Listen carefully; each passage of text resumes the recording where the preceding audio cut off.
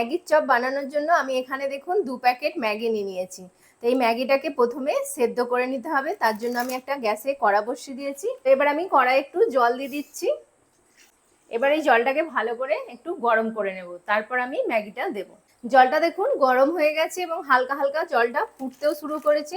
তো এবার আমি ম্যাগিটা দিয়ে দেবো, আমি কিন্তু ভাঙবো না, গোটাই ম্যাগিটা দিয়ে দেবো। আর একটা আছে সেটাও আমি দিয়ে দিচ্ছি। এবার দিয়ে ভালো করে ম্যাগিটাকে আমি একটু সেদ্ধ করে নেব, যাতে ম্যাগিটা খুব ভালোভাবে নরম হয়ে যায়। আর এটা সেদ্ধ হওয়ার সাথে সাথে কিন্তু খুব সুন্দরভাবে একদম ফুলে যাবে। ম্যাগিটা কিন্তু সেদ্ধ হয়ে গেছে, দেখুন কত সুন্দর সেদ্ধ হয়ে গেছে আর পুরো একদম ফুলে যাচ্ছে। এবার ম্যাগিটাকে আমি ঢেলে নেব একটা পাত্রের মধ্যে, ঢেলে ঠান্ডা জল দিয়ে এটাকে ধুয়ে নেব, যাতে এটা একদম খুব সুন্দর ঝরঝরে হয়। আমি ধুয়ে নিয়ে ফিরে আসছি। দেখুন বন্ধুরা, আমি ম্যাগিটা কিন্তু একদম ঠান্ডা জল দিয়ে ধুয়ে নিয়েছি, আর দেখুন কতটা সুন্দর ঝরঝরে হয়ে গেছে। এইভাবে কিন্তু অবশ্যই সেদ্ধ করার পর ঠান্ডা জল দিয়ে একটু ধুয়ে নেবেন, নাহলে কিন্তু এটা একদম চিপচিপে হয়ে যাবে, একটার সাথে একটা জড়িয়ে যাবে। তো ঠান্ডা জল দিয়ে ধুয়ে নিলে এরকম ঝরঝরে হয়ে যাবে। তো তাহলে চলুন এবার বাকি কি কি নিয়েছি আমি সেগুলো দেখিয়ে দিই উপকরণগুলো। তো আমি এখানে দেখুন 3টে সেদ্ধ ডিম নিয়েছি। ম্যাগির চপ বানানোর জন্য ডিমটা কিন্তু প্রয়োজন। তো ডিমটাকে আগে আমি সেদ্ধ করে রেখেছিলাম, এবার ডিমটাকে আমি পিস পিস করে কেটে নেব এরকম মাঝখান থেকে, আর এটাকে মাঝখান থেকে আরেকটা ফালি দিয়ে দেবো এরকম লম্বা লম্বা করে, ঠিক এইভাবে দেখুন। বাকি এটাও আমি কেটে নেব। এইভাবে আমি সবকটা ডিমকে কেটে নিচ্ছি। ডিমগুলো আমি কেটে নিয়েছি পিস পিস করে, একটা ডিমকে আমি 4টে টুকরো করে নিয়েছি। তো দেখুন সব ডিমগুলো কাটা হয়ে গেছে। এবার বাকি প্রসেসটা শুরু করব। এবার দেখুন আমি এখানে পেঁয়াজ নিয়েছি, পেঁয়াজটাকে এরকম ঝিরিঝিরি করে কেটে নিয়েছি। এবার পেঁয়াজটা একটা পাত্র নিয়েছি, এর মধ্যে এবার দিয়ে দেবো। প্রথমে আমি পেঁয়াজটা দিয়ে দিলাম। এখানে আমি 2টো বড় সাইজের পেঁয়াজকে কেটে নিয়েছি। এরই সাথে দিয়ে দেব কাঁচা লঙ্কা কুচি। ঝালটা আপনারা আপনাদের পছন্দ অনুযায়ী কাঁচা লঙ্কাটা দিয়ে দেবেন। আমি এখানে 2টো কাঁচা লঙ্কা ইউজ করেছি। দিয়ে দিচ্ছি 1 চামচ রসুন বাটা, সাথে দিয়ে দেব 1 চামচ আদা বাটা।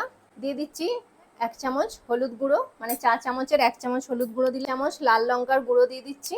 দিয়ে দেব 1 চামচ ধনের গুঁড়ো, সাথে দেব হাফ চামচ জিরের গুঁড়ো। প্যাকেট দিয়ে দেব ম্যাগি মশলা, যেটা ম্যাগির সাথেই ছিল এই মশলাটা। তো 1 প্যাকেট ম্যাগির মশলা দিয়ে দিলাম। দিয়ে দিচ্ছি 1 চামচ টমেটো সস। এবার দিয়ে দেবো শেজওয়ান সস। শেজওয়ান সসটা আমি 1 চামচ মতো দিয়ে দিলাম। এবার দিয়ে দিচ্ছি কর্নফ্লাওয়ার। কর্নফ্লাওয়ারটা এটা দিলে কি হবে, বাইন্ডিংটা খুব সুন্দর হবে, একটা আঠালো ভাব আসবে। তো আমি প্রথমে 3 চামচ মতো কর্নফ্লাওয়ার দিলাম, দিয়ে এবার এটাকে আমি ভালো করে একটু মেখে নেব।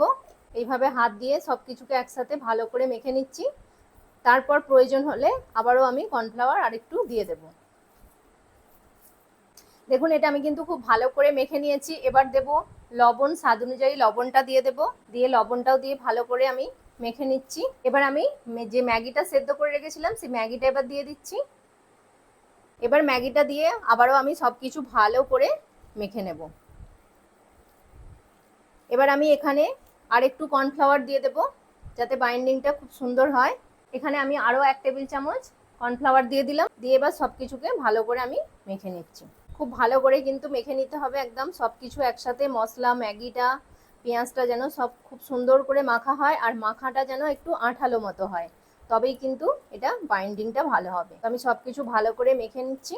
এবার দেখুন আমার সব ভালো করে মাখা হয়ে গেছে। আমি এবার চপগুলো তৈরি করব। তো তার জন্য এখান থেকে একটু আমি ম্যাগি নিয়ে নিচ্ছি, নিয়ে হাতের মধ্যে এইভাবে একটু চাড়িয়ে দিলাম। দিয়ে এবার যে ডিমগুলো আমি কেটে রেখেছিলাম সেই ডিমগুলো এখান থেকে আমি 1 পিস মতো ডিম নিয়ে নিলাম। নিয়ে এবার ওপরে আরেকটু ম্যাগি দিয়ে দিলাম। দিয়ে এবার এটাকে ভালো করে গোল করে, দেখুন এইভাবে চেপে চেপে গোল করে নিতে হবে, একটা চপের শেপ দিয়ে দিতে হবে। আর খুব সুন্দর কিন্তু দেখুন একদম পুরো আঠালো যেহেতু হয়েছে, একদম ভালোভাবে কিন্তু এটা বাইন্ড করা যাচ্ছে। ডিমটা যেন ভালোভাবে চাপা পড়ে যায়, এইভাবে ঘুরিয়ে ঘুরিয়ে চেপে চেপে একটু তৈরি করে নিতে হবে।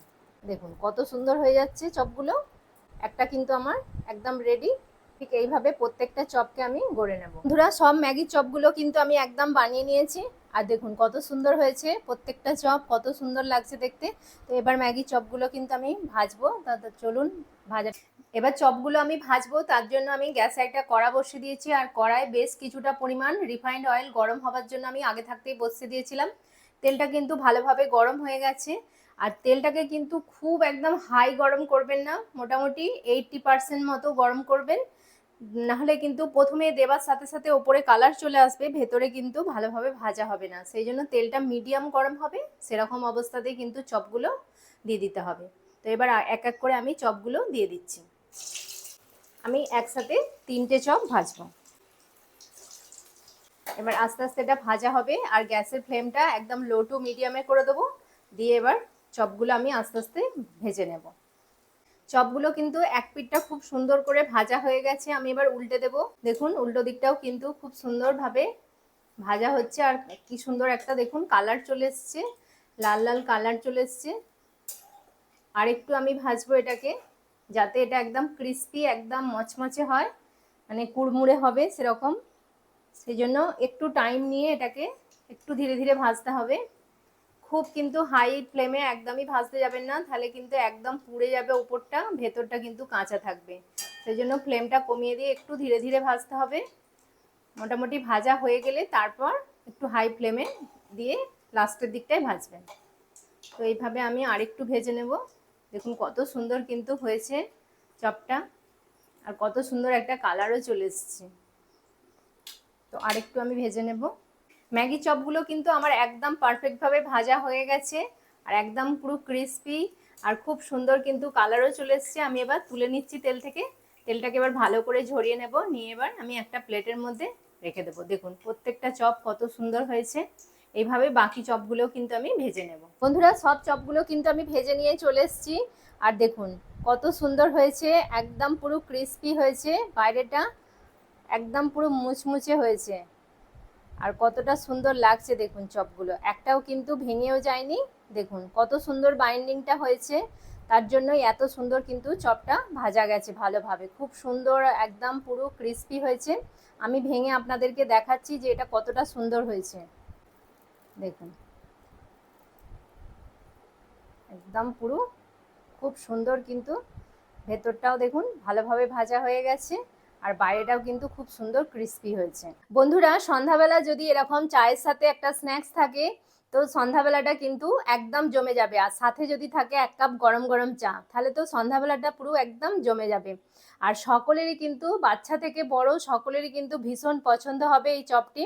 তো ঝটপট তাহলে আশা করব বানিয়ে ফেলবেন বাড়িতে, আর বানিয়ে কিন্তু সকলকে খাওয়াবেন, সকলে কিন্তু ভীষণই খুশি হয়ে যাবে।